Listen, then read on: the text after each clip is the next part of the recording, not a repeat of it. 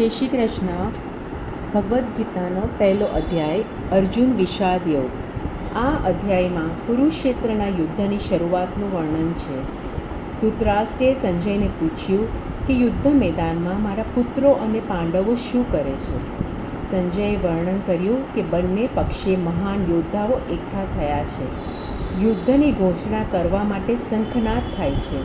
અર્જુન ભગવાન કૃષ્ણને રથ મધ્યમાં લઈ જવા કહે છે, જેથી તે બંને સેનાઓને જોઈ શકે.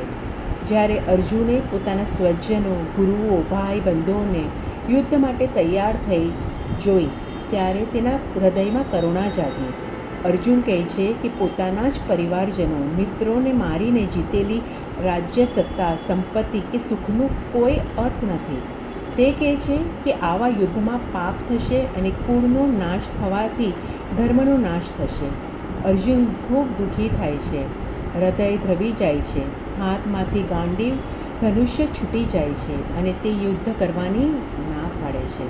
અંતે અર્જુન શોકગ્રસ્ત થઈ રથમાં બેસી જાય છે. આ અધ્યાયમાં મુખ્ય સંદેશ છે કે જ્યારે માનવી પોતાના કર્તવ્ય સામે લાગણીશીલ બંધનોને કારણે દ્વિધામાં પડે છે, ત્યારે તેને સ્પષ્ટ માર્ગદર્શન જરૂરી હોય છે. આજથી જ ગીતાનો ઉપદેશ શરૂ થાય છે. જય શ્રી કૃષ્ણ.